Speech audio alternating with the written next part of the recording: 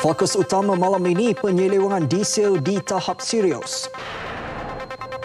Jenazah pengerusi Jemaah Pemangku Sultan Kedah selamat disemadikan.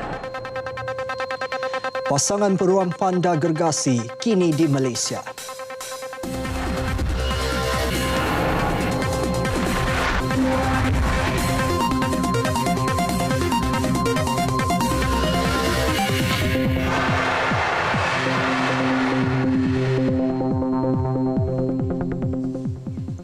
Assalamualaikum dan salam satu Malaysia. Berita nasional malam ini bersama saya Norma Zalina Muhammad Noor. Dan saya Ivan To. Jenazah almarhum pengerusi Jemaah Pemangku Sultan Kedah yang juga Tunku Bendahara Tunku Anwar Ibni almarhum Sultan Badlishah selamat disemadikan di makam di Raja Langgar dekat Alor petang tadi. Almarhum mangkat di Hospital Pantai Ipoh Perak 12.20 pagi tadi. Istiadat pemakaman dihadiri Yang di-Pertuan Agong Tuanku Abdul Halim Muazzam Shah yang memendekkan lawatan baginda ke Singapura. Turut serta Timbalan Perdana Menteri Tan Sri Muhyiddin Yassin dan Menteri Besar Kedah Datuk Seri Mukhris Tun Mahathir serta kerabat diraja dan pemimpin negeri. Jenazah almarhum disemadikan berdekatan makam almarhum Sultan Abdul Hamid Halim Shah dan almarhum Sultanah Kedah Tuanku Bahiyah. Istiadat pengusungan jenazah membabitkan pegawai kanan pasukan keselamatan terdiri daripada Tentera Darat, TUDM, TLDM dan PDRM. Ia diketuai Lieutenant Wisham Abdul Hadi dari Batalion ke-19 Askar Melayu Diraja Kem Lapangan Terbang Sungai Petani. Jenazah almarhum dibawa keluar dari Istana Anak Bukit dengan diiringi paluan nobat dan 17 das tembakan. Dari Istana Anak Bukit, kenderaan pedati yang membawa jenazah almarhum dibawa melalui Jalan Titi Gajah, Hutan Kampung, Jalan Langgar dan terus ke makam di Raja Langgar. Terdahulu jenazah disemayamkan di Dewan Penghadapan Istana Bukit untuk penghormatan terakhir sebelum disembahyangkan. Yang di-Pertuan Agong Tuanku Abdul Halim Muazzam Shah dan Raja Permaisuri Agong Tuanku Hajah Haminah serta Raja Perlis Tuanku Said Sirajuddin Jamalulai dan Raja Perempuan Perlis Tuanku Fauziah berangkat memberikan penghormatan terakhir. Almarhum diputrakan di Alor pada 30 Jun 1939 dan mempunyai 3 putera dan seorang puteri.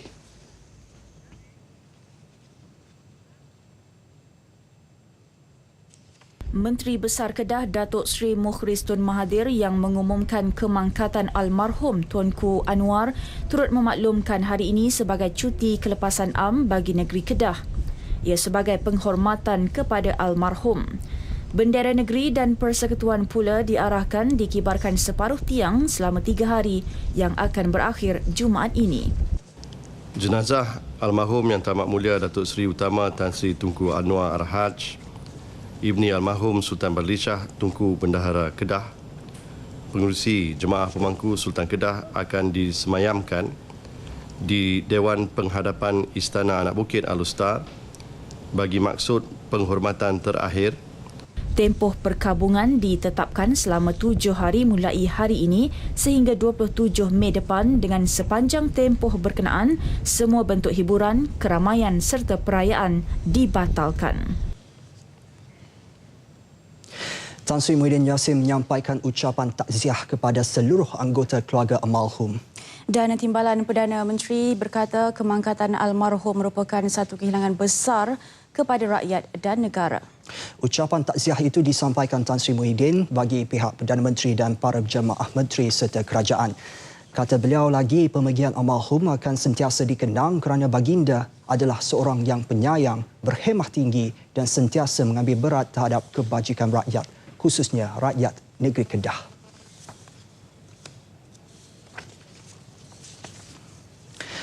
Risikan Suruhanjaya Pencegahan Rasuah Malaysia SPRM mendapati penyelewengan petrol dan diesel bersubsidi melibatkan sindiket di negara ini dengan negara jiran kini berada di tahap serius. Pengarah bahagian risikan SPRM Dato' Azam Baki yang tidak menyebut negara jiran itu berkata operasi sindiket terbabit berjalan dengan terancang dan bukan dilakukan oleh individu. Penyelewengan itu katanya di tahap serius kerana unsur-unsur rasuah membabitkan pejabat awam dari pelbagai agensi sangat jelas. Tujuan penguatkuasaan chemical nanotech yang ada tu sepatutnya dikembalikan. That is my personal opinion. Melihatkan kepada kalau sekiranya ada nanoteknologi ni dalam diesel itu, maka penguatkuasa mudah untuk mengambil tindakan. Berbanding sekarang tidak ada lagi nanochemical tu. Jadi sebagai contoh, katakan tuan ada satu store menyimpan diesel, jadi pihak penguatkuasa akan hanya melihat kepada sama ada tuan ada permit untuk menyimpan atau tidak. Tapi kita tak boleh mengatakan itu adalah diesel subsidi. Ketirisan katanya bermula di lapangan akibat sistem dan prosedur yang longgar. Selain harga bahan bakar itu antara yang termurah di rantau ini. Untuk itu, pengarah-pengarah SPRM negeri akan turut dilibatkan jika timbul isu berkaitan di negeri terbabit. Sementara itu, 39 kes penyelewengan petrol dan diesel bersubsidi dikesan di seluruh negara dengan nilai barangan yang disita melibatkan RM1,269,000 sejak Ops Titik dimulakan 15 Mei lalu hingga hari ini. Ia tidak akan terhenti di situ kerana si penyeleweng akan terus digempur oleh Kementerian Perdagangan Dalam Negeri, Koperasi dan Kepenggunaan KPDNKK menerusi operasi bersepadu secara besar-besaran tersebut. Menurut pengarah penguatkuasa KPDNKK Muhammad Roslan Mahayudin, Ops Titik akan dilaksanakan sehingga penghujung tahun ini melibatkan operasi di darat dan laut dengan bantuan agensi kerajaan yang lain. Beliau juga mendedahkan sebanyak 250 kawasan penyeludupan sudah dikenal pasti dan akan diserbu dalam masa terdekat.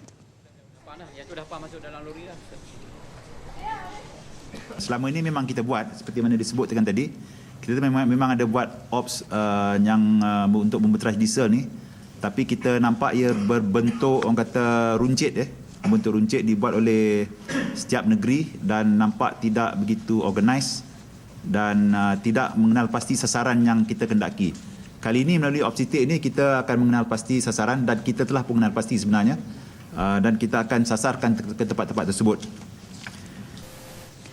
KPDNKK turut bertindak secara bersepadu bersama pasukan petugas khas Jabatan Peguam Negara menjalankan operasi khas meliputi Pulau Pinang, Negeri Sembilan, Pahang, Johor, Melaka, Kedah dan Perlis. Dalam operasi bersepadu sejak tahun 2013 hingga minggu lalu, 38 kes dikesan melibatkan rampasan sebanyak 2.29 juta liter diesel. Dalam pada itu, KPDNKK mengalu-alukan sebarang maklumat berhubung penyelewengan minyak diesel dan petrol bersubsidi oleh mana-mana peniaga stesen minyak. Mereka boleh menyalurkan aduan kepada KPDNKK melalui talian bebas 1-800-886-800. Pasangan panda gegasi dari China, Fu Hua dan Feng Yi, simbol jalinan hubungan diplomatik 40 tahun Malaysia-China, tiba di negara ini bagi memulakan kehidupan baharu. Bagaimanapun, menurut Menteri Sumber Asli dan Alam Sekitar, Datuk Seri G. Palanivel, pasangan panda itu akan diberikan nama baru yang akan diumumkan sendiri oleh Perdana Menteri pada hujung bulan hadapan. Nama baru saya sudah bincang dengan Ambassador Dr. Huang Hui Kang dan juga dengan Perdana Menteri. Dia akan namakan nama panda baru bila dia melawat zoo negara. Dia akan umumkan. Ya. Dah. Kita sudah buat hanya 2 nama dan Perdana Menteri akan umumkan. Perdana Menteri akan. On the day when he officiates the end of June. Beliau berkata pasangan panda tersebut sepatutnya tiba pada 28 April lalu tetapi ditangguhkan bagi membolehkan kedua panda itu dapat menyesuai diri dengan keadaan cuaca panas di negara ini. Datuk Seri G. Palanivel ditemui selepas menyambut kedatangan pasangan panda Fu Hua dan Feng Yi yang tiba di Kompleks Emas Kargo KLIA kira-kira 7.53 minit pagi. Mengulas mengenai kelewatan ketibaan pasangan panda tersebut, Duta China ke Malaysia, Dr. Huang Hui Kang berkata, sebenarnya ketibaan Fu Hua dan Feng Yi tidak lewat.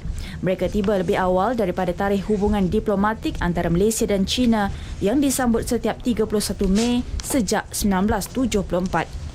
Panda Fu Hua and Feng Yi as a great symbol of our friendship and a gift from Chinese people to Malaysia people. They should arrive KL before the 40th anniversary.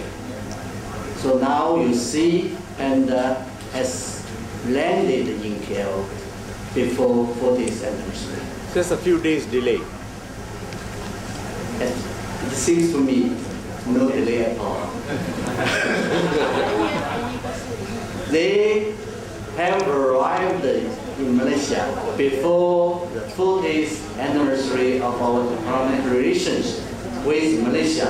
That is 31st May 2014. Panda berkenaan dipinjamkan selama 10 tahun.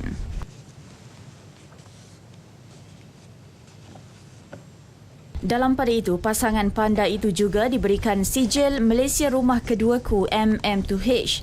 Ini bermakna Feng Yi dan Fua layak secara dasarnya untuk keluar dan masuk Malaysia tanpa had sepanjang 10 tahun tinggal di Malaysia, sama seperti peserta MM2H yang lain. Menurut Timbalan Menteri Sumber Asli dan Alam Sekitar, Datuk Dr. James Dawes Mamit, 2 ekor panda gergasi ini merupakan haiwan pertama menerima visa MM2H.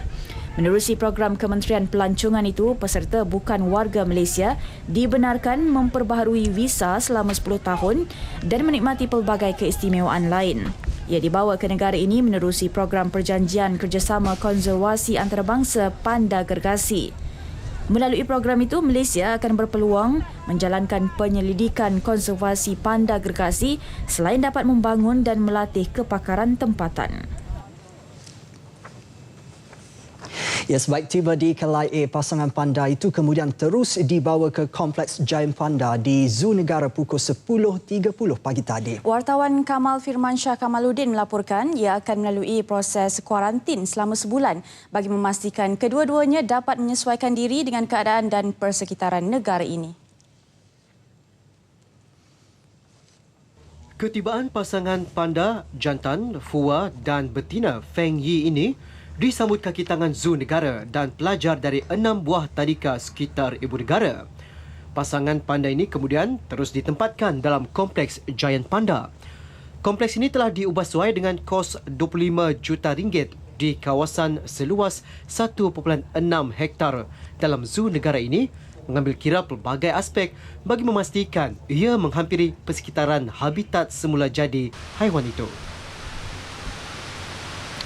Baiklah saudara, seperti yang anda boleh lihat ya, inilah dia keadaan ruang dalaman Kompleks Giant Panda.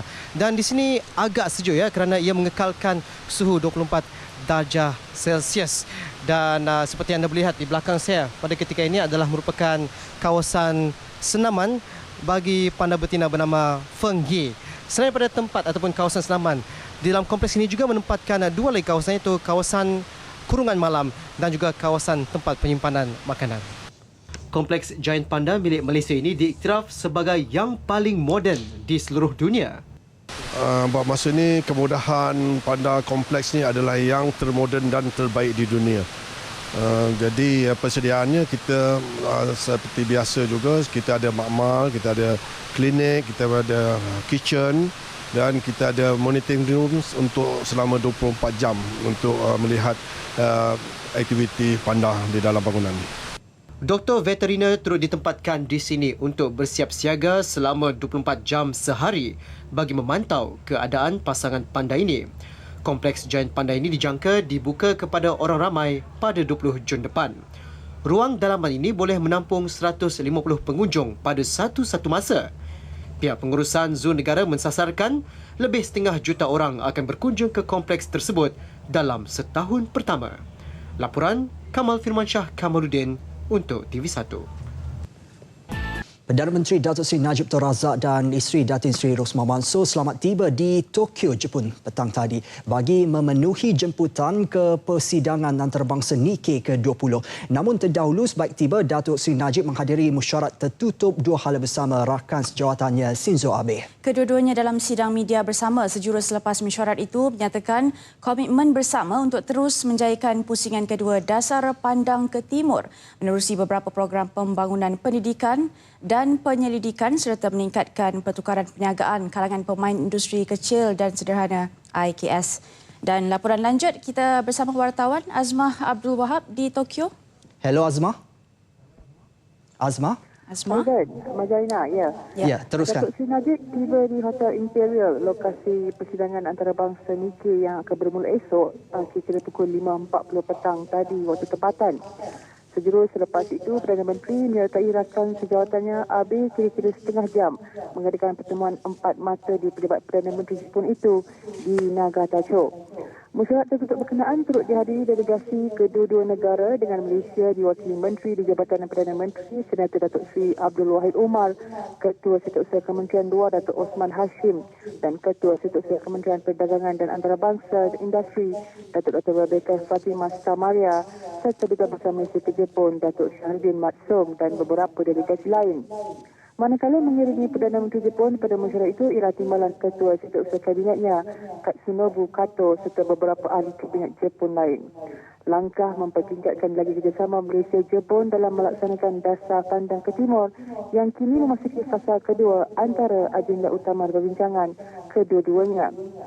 Perkembangan pusingan kedua dasar berkenaan antara hasil mesyuarat yang diulas kedua-dua Perdana Menteri dalam sidang media bersama sebentar tadi. Selain bidang-bidang baru yang mahu dikerokai bersama terutama dalam pembangunan IKS di bidang pemakanan dan otomotif. Malaysia dan Jepun bersetuju agar peranan Institut Teknologi Antarabangsa Malaysia-Jepun MJIIT di Kuala Lumpur menerusi pelbagai kajian dan penyelidikan. Malaysia dalam pada itu juga bersedia terus menyediakan dasar pelaburan yang kondusif buat pelabur Jepun agar bidang-bidang pelaburan baru seperti teknologi hijau dan industri berteknologi tinggi utama dan beberapa sektor lain dapat diterokai di Malaysia. Kita dengar apa kata Perdana Menteri.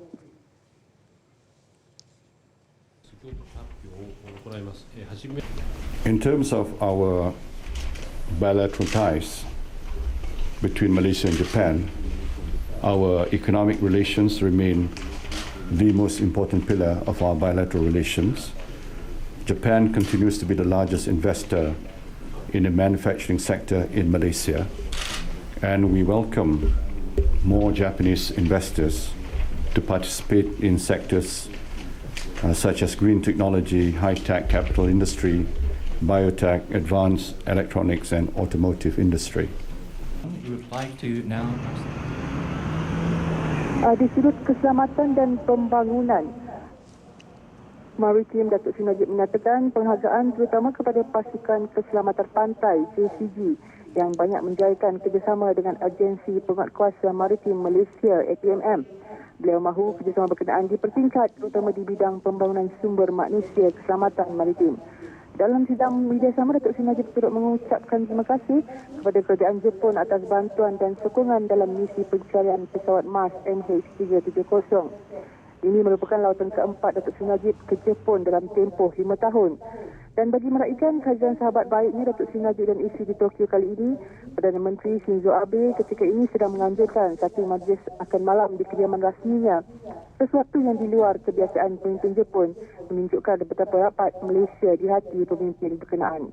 Dalam pada itu, Ya Iwan, Majalina Datuk Seri Najib berjadual menyampaikan ucap pertama yang kedua bagi dirinya pada persidangan antarabangsa Nikkei ke-20 pagi esok. Nantikan laporan penuh sidang media Perdana Menteri sebentar tadi menerusi berita nasional tengah malam nanti dan nampaknya setakat itu saja laporan saya Azmah Abdul Wahab dan juri kamera Syariful Anwar untuk berita nasional 8 malam. Kembali kepada Ivan dan Majalina di studio. Silakan. Ya. Baik, terima kasih Azmah. Langsung dari Tokyo, berita nasional kami teruskan dengan perkembangan ekonomi.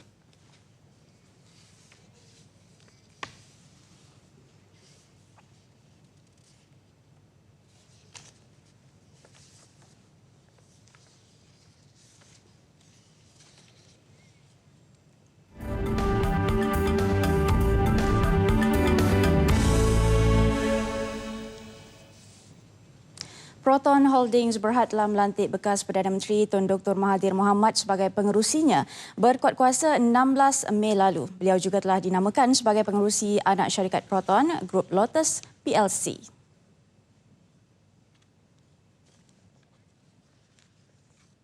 Menurut kenyataan media yang dikeluarkan Proton, Tun Dr. Mahathir mengambil alih jawatan itu daripada Tan Sri Muhammad Khamil Jamil yang akan meletakkan jawatan sebagai pengerusi eksekutif. Namun Tan Sri Khamil kekal sebagai anggota lembaga pengarah syarikat. Sebelum pelantikannya sebagai pengerusi, Tun Dr. Mahathir adalah penasihat Proton sejak 2003. Menurut Proton lagi, kesediaan Tun Dr. Mahathir memegang jawatan itu membuktikan kesungguhannya untuk melihat pengeluar kereta nasional itu berjaya. Beliau memainkan peranan penting dalam konsepsi dan kemajuan industri automotif di Malaysia. Wawasan, idea serta kepemimpinan beliau telah membimbing Proton sejak ia diwujudkan pada 1983. Sebarang perubahan kadar dasar semalaman OPR hanya akan diumumkan selepas mesyuarat dasar monetary pada Julai ini. Gubernur Bank Negara Tan Sri Dr. Zaiti Akhtar Aziz berkata sebarang perubahan akan mengambil kira unjuran inflasi dan pertumbuhan serta risiko ketidakseimbangan keuangan. Jelas beliau, Bank Pusat akan mengekalkan dasar monetary yang akomodatif berikutan dasar sedia ada sudah mula memberi pelbagai impak positif dan tidak memerlukan sebarang pelarasan melampau. Meskipun pinjaman isi rumah menyederhana kepada kurang daripada 10% hasil pelaksanaan pemberian pinjaman bertanggungjawab, kadar hutang isi rumah masih berjaya dikawal. What banks and financial institutions in general will have to take into account is the issue of affordability. And so far, that has been taken into account, and so we are seeing the impairment ratio, which is a non-performing loans of household sector, is about 1.8%. So in other words, the portfolio of the household debt is sound at this point in time. Tan Sri Dr. Zaiti Akhtar Aziz bercakap selepas Majlis Perasmian Sidang Kemuncak Bank Asia 2014 di Ibu Negara. Bertemakan membangunkan infrastruktur keuangan bagi abad Asia, Tan Sri Dr. Zaiti mengetengahkan 6 cabaran utama yang perlu ditangani oleh Asia untuk mengekalkan kejayaannya. Mencapai keseimbangan dan keterangkuman pertumbuhan, penekanan ke atas pembangunan modal insan serta penglibatan sepenuhnya dalam proses antarabangsa perlu dijadikan keutamaan negara-negara Asia. Tan Sri Dr. Zaiti berkata Asia memerlukan semangat politik yang kukuh, penjajaran kepentingan ekonomi dan keuangan dengan matlamat berkekalan. Usaha kerajaan dalam membantu mengembangkan industri franchise negara telah menampakkan hasil apabila bidang itu menyumbang 24.6 bilion ringgit kepada keluaran dalam negara kasar KDNK tahun lalu. Dan bagi 2014, sumbangan industri franchise dijangka terus meningkat mencecah 25.6 bilion ringgit. Menurut Timbalan Menteri Perdagangan Dalam Negeri, Koperasi dan Kepenggunaan Dato' Ahmad Bashar Mat Hanifah, sehingga kini sejumlah 726 syarikat franchise yang terdiri daripada pelbagai sektor telah didaftarkan di negara ini. Beliau bercakap demikian pada sidang media sempena program Franchise International Malaysia FIM 2014 yang bakal berlangsung pada 13 hingga 15 Jun 2014 di PWTC. Dianggarkan nilai potensi pelaburan franchise pada persidangan kali ini berjumlah 370 juta ringgit hasil daripada penjualan 130 pempamer tempatan dan antarabangsa. Ini sasaran kita pada tahun ini daripada penjualan sistem franchise kepada 1,500 potensi franchisee hasil daripada penyertaan 130 syarikat franchise ataupun pempamer yang akan bersama-sama dengan kita pada 13 hingga 15 bulan. Tambah beliau, selain mentransformasi perniagaan konvensional kepada sistem franchise, penganjuran FIM 2014 juga dapat menyokong usaha kerajaan menjadikan Malaysia hub franchise di Asia Tenggara menjelang 2020. FIM 2014 menggalakkan kemasukan franchise luar negara yang menawarkan konsep perniagaan yang baru, menarik dan inovatif untuk ditonjolkan. SME Corp Malaysia mensasarkan 100 syarikat perusahaan kecil dan sederhana PKS akan menerima National Mark of Malaysia Brand pensijilan One InnoCert tahun ini. Menurut Ketua Pegawai Eksekutifnya, Datuk Hafsah Hashim, pada suku pertama tahun ini, 92 syarikat PKS telah pun mendapat pensijilan tersebut. Pensijilan ini mengiktiraf kualiti dan kecemerlangan produk serta perkhidmatan tempatan. Datuk Hafsah berkata pihaknya kini sedang melakukan penilaian akhir terhadap syarikat-syarikat yang telah dipilih sebagai calon bagi pensijilan itu. I think it's already in the pipeline. Our colleagues from Syrian QAS who are now doing the verification work, looking into the companies themselves, the products and services, is in the process of evaluation at the moment as we speak. Beliau berkata demikian pada sidang media sempena Seminar Penjenamaan 2014 di Ibu Negara. Program yang julung kalinya dianjurkan di bawah inisiatif panel penasihat perniagaan PKS melibatkan pakar penjenamaan yang dijemput khas dari Universiti Oxford. Masih bersama Berita Nasional. Peratusan keluar mengundi pada pengundian awal pilihan raya ke CPRK Parlimen Bukit Gelugo di 4 saluran mengundi hari ini adalah 83.1%. Pemangku pengarah SPR Pulau Pinang, Azizal Ahmad berkata selepas tempoh pengundian awal tamat tepat 2 petang, hanya 123 pengundi daripada keseluruhan 148 anggota polis dan tentera yang mengundi. Proses pengundian awal itu melibatkan 4 pusat pengundian. Aziza berkata 4 peti undi itu akan disimpan di lokap Balai Polis Pulau Tikus sehingga hari penjumlahan rasmi undi, iaitu Ahad ini 25 Mei. Kawasan Parlimen Bukit Gelugo mempunyai 82,431 pengundi berdaftar dan 17 pusat daerah mengundi bakal dibuka dengan 139 saluran untuk undi biasa dan 4 saluran untuk undi awal. Pengundian biasa akan berlangsung Ahad ini. PRK Bukit Gelugo menyaksikan pertembungan 4 penjuru antara calon DAP Ramkapau Sing Dio, Naib Presiden Parti Cinta Malaysia Datuk Huan Cheng Guan dan 2 calon bebas. Ia bagi mengisi kekosongan berikutan kematian penyandangnya Kapau Sing pada 17 April lalu.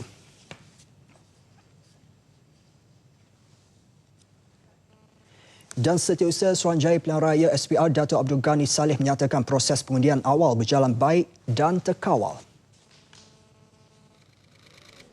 Sedangkan yang mengundi ini lokasinya semua beruniform. Maknanya segi kelancaran, keselamatan lokasi ini amat terkawal lah. Dan kalau kita lihat di lokasi kita ni pun di tepi jalan, tetapi keadaannya amat tentera dan saya lihat tidak ada apa-apa perkara yang tidak sepatutnya lah. Bagi daftar pengundi awal, tanggungjawab dan amanah dilaksanakan sebaiknya. Pada pendapat saya hari ini memang cuaca pun elok dan semua anggota hadir awal lah di tempat pengundian.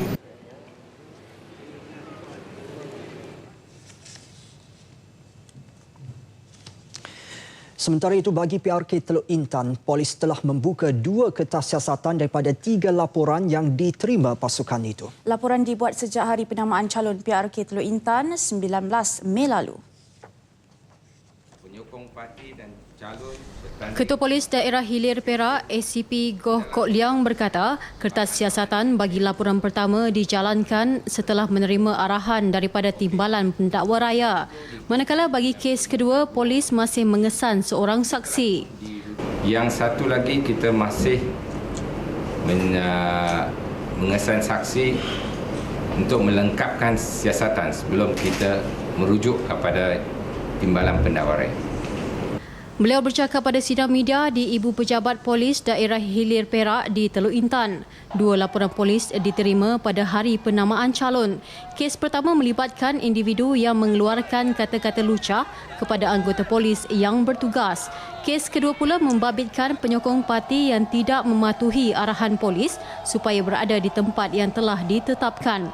ACP Goh turut menasihati parti-parti politik yang bertanding supaya berkempen secara tertib dan mematuhi peraturan yang ditetapkan. Ini termasuk memastikan setiap bahan kempen tidak mengandungi unsur fitnah dan provokasi yang boleh mencetuskan pergaduhan. Pendekatan berkempen secara bersemuka dengan pengundi dilihat lebih berkesan dan mampu memahami kehendak rakyat. Calon Barisan Nasional BN Datuk Mah Siu Kiong yang berkempen untuk hari ketiga hari ini berkata penerangan mengenai isu-isu tertentu juga dapat dilakukan dengan lebih mudah. Yang penting kita hendak touch base. Sebab kali ini kita hendak ke rumah untuk memberi keterangan kepada pengundi-pengundi. Mengakui ada kelemahan dalam kempen sebelum ini, Datuk Mah berkata setiap isu atau masalah yang dibangkitkan pengundi sepanjang tempoh berkempen akan diperhalusi supaya dapat diselesaikan secara berkesan. Datuk Mah ditemui media selepas menghadiri program Pemimpin Bersama Rakyat di Dewan Kampung Air Hitam Teluk Intan. 12 orang ditahan polis kerana menceroboh bangunan Dewan Undangan Negeri Pulau Pinang di Georgetown petang tadi. Menurut Ketua Polis Daerah Timur Laut ACP Mior Faridadal Shrah Wahid, mereka disiasat kerana menceroboh mengikut Seksyen 448 dan Seksyen 427 Kanun Keseksaan. Kesemua mereka berumur antara 25 hingga 55 tahun, ditahan selama 24 jam untuk siasatan. The report was launched by Pegawai Keselamatan. Pegawai DUN Bahagian Keselamatan Dewan Undangan Negeri. Ini bertugas sebagai pegawai Dewan Undangan Negeri Bahagian Keselamatan Dewan Undangan Negeri Pulau Pinang. Report dibuat lebih kurang pukul 4.35 petang tadi di Balai Polis Abu Pantai. ACP Mior Farid berkata demikian dalam sidang media di Georgetown. Kira-kira 50 orang memasuki bangunan Dewan Undangan Negeri itu bagi mendesak Adun Sri Delima dari DAP RSN Raya memohon maaf atas kenyataannya yang dikatakan melabel UMNO sebagai celaka semasa sidang Dewan semalam. Bagaimanapun, Raya tidak menghadiri sidang hari ini.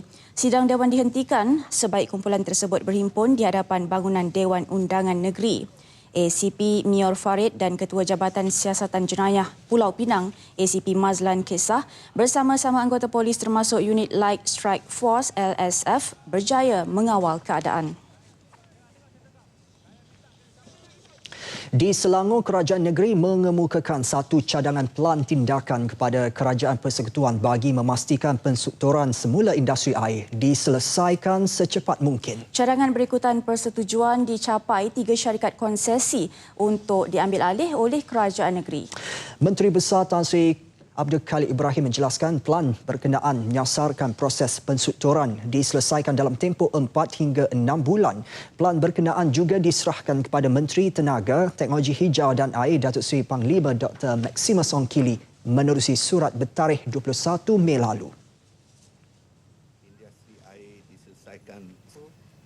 Yang telah Kerajaan Negeri yakin sasaran penyelesaian dapat dicapai berdasarkan perbincangan intensif yang sedang giat diadakan oleh pihak-pihak yang terlibat, iaitu Kumpulan Darul Ehsan Berhad KDEB, Syarikat Konsesi iaitu Puncak Niaga Holdings Berhad dan Syarikat Bekalan Air Selangor Sdn Berhad Syabas, ejen kerajaan seperti Suruhanjaya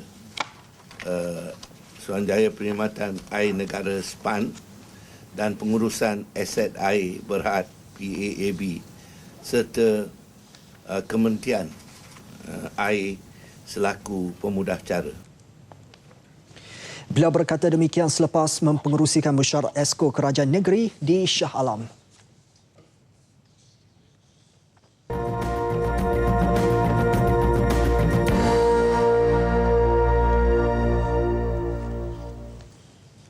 Perdana Menteri dijadual mengadakan lawatan rasmi selama 3 hari ke Kazakhstan bagi meningkatkan lagi kerjasama dua hala dalam pelbagai bidang. Fauzi Jaafar yang berada di sana ada butirannya. Lawatan kali ini adalah yang kedua selepas kali pertama pada 2011 yang menyaksikan beberapa perjanjian persefahaman dimeterai antara kedua-dua negara. Sememangnya Malaysia dilihat oleh Kazakhstan sebagai sebuah negara Islam yang sederhana dan progresif serta komited dalam memajukan rakyatnya. Dan lawatan Perdana Menteri ke Kazakhstan adalah atas jemputan sendiri Presiden Nursultan Nazarbayev. Antara yang menjadi tumpuan pastinya kehadiran Perdana Menteri ke Forum Ekonomi Astana kali ke-7 yang bakal dihadiri ribuan pemimpin pelbagai latar belakang termasuk politik, sosial, akademik dan media yang akan membincangkan cabaran besar yang dihadapi ekonomi global.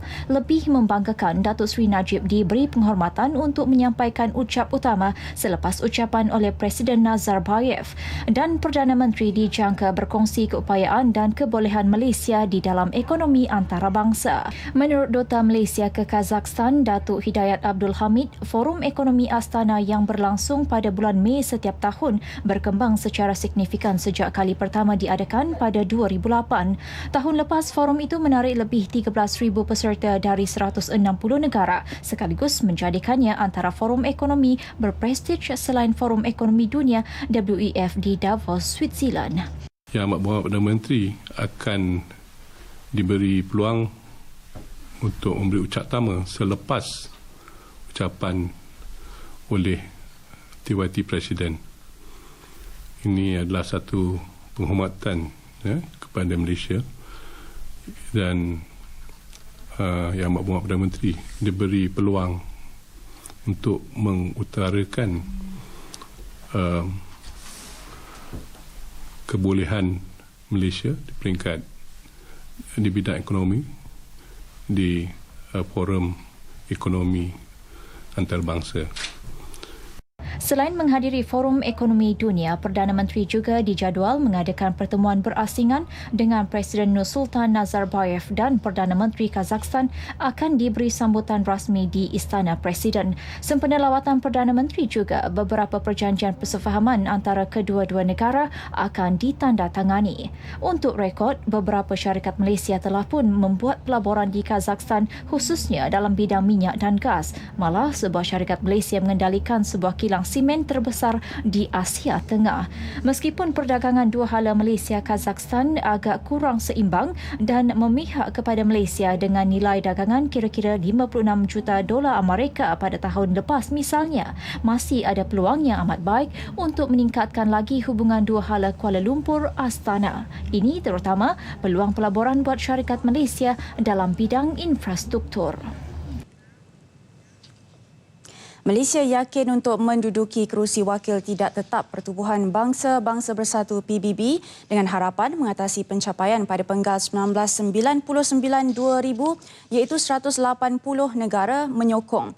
Menteri Luar Datuk Seri Anifah Aman berkata wakil tetap negara ke PBB dan Datuk Hussein Hanif dan pasukannya yang sedang bertemu negara-negara anggota menerima reaksi baik serta positif. Malaysia bakal dipilih bagi kali keempat, dan laporannya bersama Wan Lokman Muhammad Fisul dari New York. Bagi penggal 2015-2016, Malaysia adalah wakil tunggal bagi kawasan Asia Pasifik selain 6 wakil kawasan atau benua lain. Kemudian yang akan diadakan pada bulan September nanti selepas mesyuarat agung PBB akan turut dihadiri Perdana Menteri Datuk Seri Najib Tun Razak. Kursi wakil tidak tetap Majlis Keselamatan PBB ini begitu signifikan kepada Malaysia sebagai usaha berterusan negara yang aktif di peringkat antarabangsa sejak pertama kali menyertainya pada penggal 1965. Datuk Seri Anifah turut dijadual akan mengunjungi Setiausaha Agung PBB Ban Ki-moon dan Presiden Seti ke-68 Perhimpunan Agung John Ash mengenai keutamaan kenapa Malaysia perlu dilantik misi kursi tersebut. Hingga ini PBB dianggotai 193 buah negara dan tumpuan kini terkumpuli ibu pejabat PBB di New York oleh negara anggota yang bakal ditemui oleh negara-negara lain yang turut melobi bagi menduduki kursi tersebut.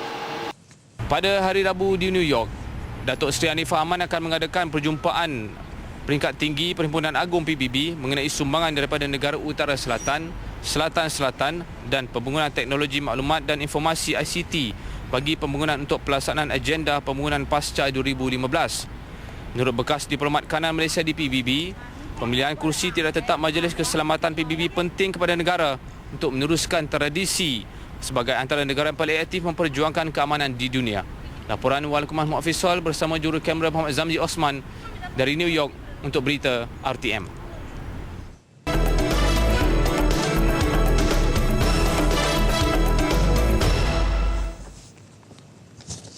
Perkembangan sukan, senarai 18 seorang pemain hoki yang akan menggalas cabaran negara di The Hague, Belanda diumumkan hari ini. Antaranya 13 pemain yang beraksi pada cabaran juara-juara 1 di Kuantan baru-baru ini dikekalkan. Manakala 5 pemain senior dipanggil semula bagi memperkuatkan pasukan. Ketua Jurulatih Hoki Kebangsaan Muhammad Dharma Raj Abdullah berpendapat pasukan tersebut adalah yang terkuat pernah dibina gabungan pemain lama dan baharu. Kriteria pemain tidak dipilih sambil lewa bagi memenuhi sasaran 10 tempat terbaik yang ditetapkan.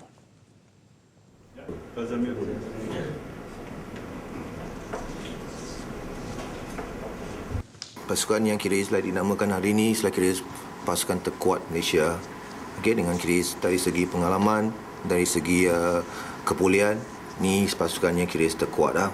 Okay, pasukan terkuat Malaysia istilah kira dipandang di dalam dunia hoki sebagai pasukan ranking tercorot dalam Piala Dunia. Itu kita kena faham . Okay. Bukan kata istilah kira kita tahu istilah kita ranking ke-12 dan saya bawa pasukan ni pergi ke sana untuk diberi hentam daripada orang. Tapi kita ambil kira perasaan yang kira macam ranking kita dekat sini, kita mau pergi sana yang buat kejutan .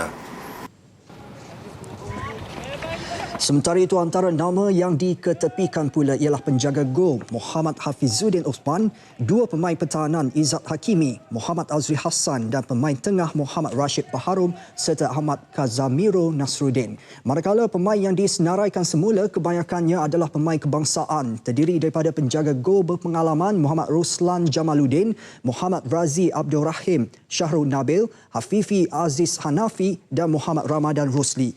Kevin Lee turut tersenarai. Damaraj turut mengharapkan doa peminat di tanah air mengiringi kekuatan anak buahnya. Kapten pasukan Azlan Misron dan rakan-rakannya berjanji akan mempersembahkan aksi terbaik biarpun dianggap sebagai underdog.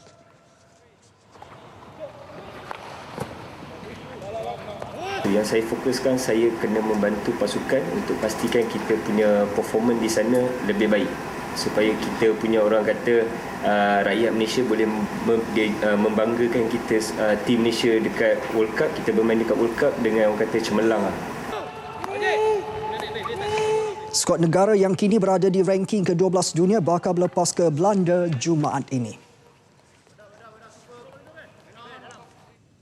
Baik, menjelang Tamasya Sukan Malaysia Sukma ke-17, Perak mensasarkan 30 pingat emas dan kedudukan 5 terbaik bagi Tamasya edisi 2014. Ganjaran turut diberikan kepada atlet Perak yang berjaya meraih pingat mengikut kategori individu dan berkumpulan. Esko Belia Sukan, Komunikasi dan Media Negeri Perak Datuk Syahrul Zaman Yahya menjelaskan insentif bulanan juga akan diberikan kepada atlet yang berpotensi bagi meneruskan latihan untuk menyiapkan diri bagi Sukma 2015.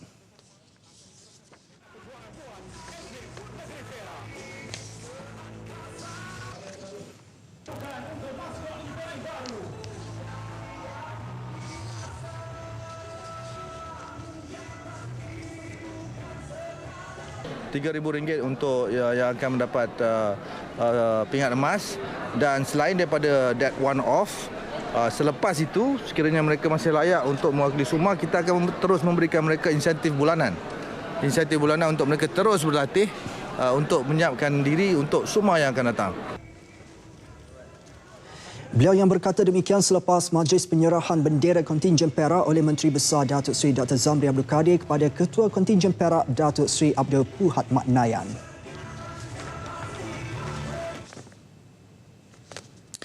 Dalam perkembangan lain, atlet Sabah yang berjaya membawa pulang pingat emas akan menerima ganjaran wang tunai berjumlah RM3,000. Ia sebagai suntikan semangat kepada kontingen negeri itu untuk mencatat kejayaan memberangsangkan.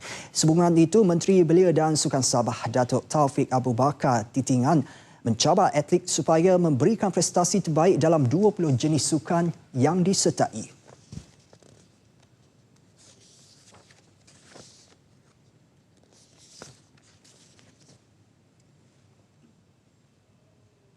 Daripada sekarang mereka perlu berusaha bersungguh-sungguh.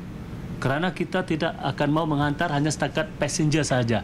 Setakat pergi sana tapi tidak mampu mencapai kedudukan yang baik. What we want to send betul-betul yang boleh bersaing.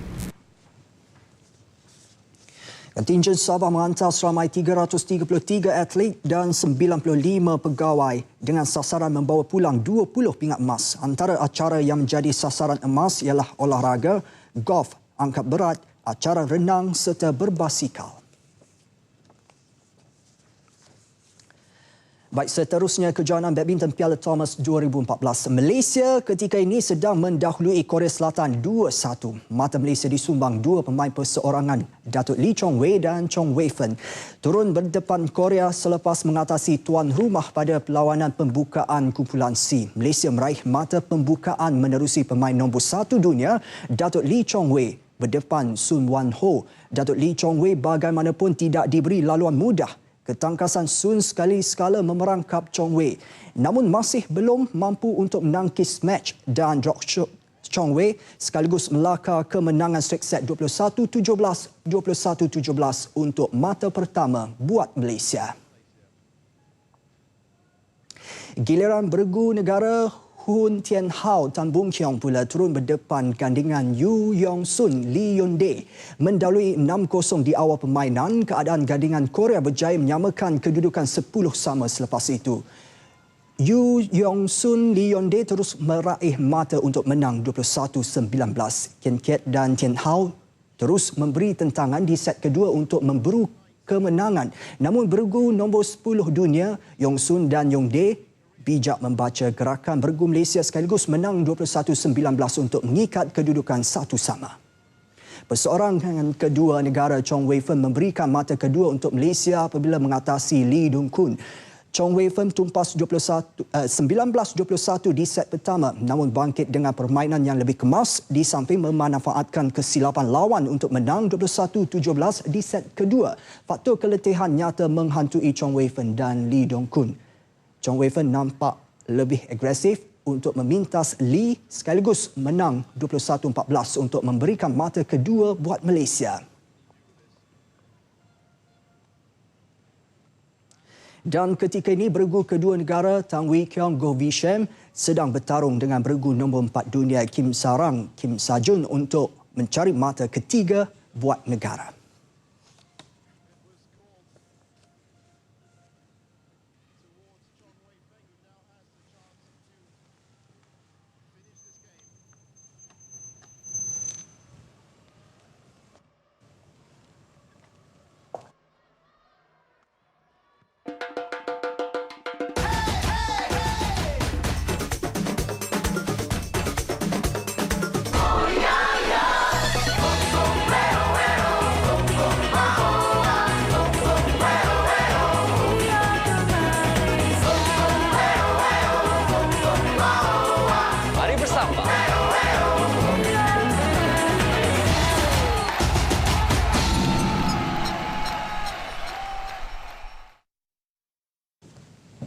Baiklah saudara, pernahkah anda mengalami sakit gigi sehingga tak lena tidur dan rasa ngilu ketika makan makanan sejuk atau panas? Jika dilanda simptom itu, mungkin gigi anda sedang mengalami kerosakan akar. Tanpa perlu dicabut, gigi berkenaan masih boleh dikekalkan menerusi rawatan akar gigi atau root canal treatment.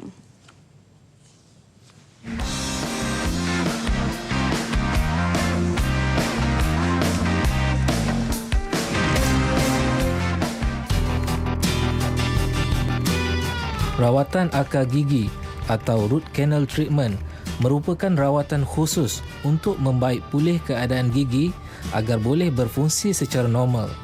Rawatan ini dilakukan secara berperingkat. Permukaan gigi akan ditebuk sehingga ke bahagian tisu akar. Rawatan akar sebenarnya adalah rawatan yang kita berikan pada gigi yang telah rosak teruk ataupun infeksi telah sampai ke tisu palpa. Jadi rawatan akar ni adalah untuk menyelamatkan gigi itu supaya untuk mengelakkan dari cabut dan juga boleh berfungsi di dalam mulut lagi. Rawatan akar gigi yang sempurna akan menyingkir bakteria yang wujud dalam gigi.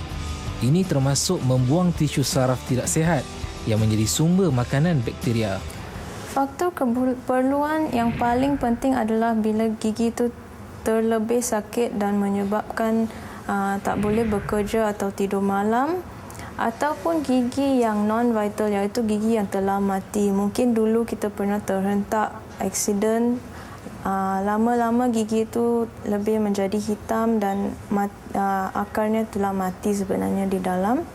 Ataupun kalau gigi itu gusi dah bengkak dan juga bekas tampalan yang sangat-sangat lama, mungkin kita pernah tampal semasa kita di sekolah dulu 20 tahun lalu dan sekarang telah menyebabkan sakit dan bengkak. Untuk membolehkan rawatan dilakukan hingga ke bahagian akar gigi, sejenis peralatan khas akan dimasuk untuk memudahkan ruang akar dicuci serta dibentuk. Ketika proses ini dilakukan, pesakit terlebih dahulu diberi suntikan untuk mengurangkan rasa sakit. Jadi, lepas dibentukkan, kita meletakkan temporary filling di dalam. Next visit, kita akan mengeluarkan temporary filling dan mencuci lagi sekali. Lepas tu, kita akan memasukkan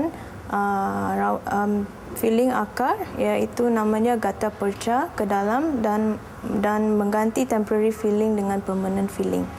Setiap kos berbeza harganya, bermula dari RM500 bergantung kepada kerosakan gigi yang dirawat, termasuk tampalan kekal.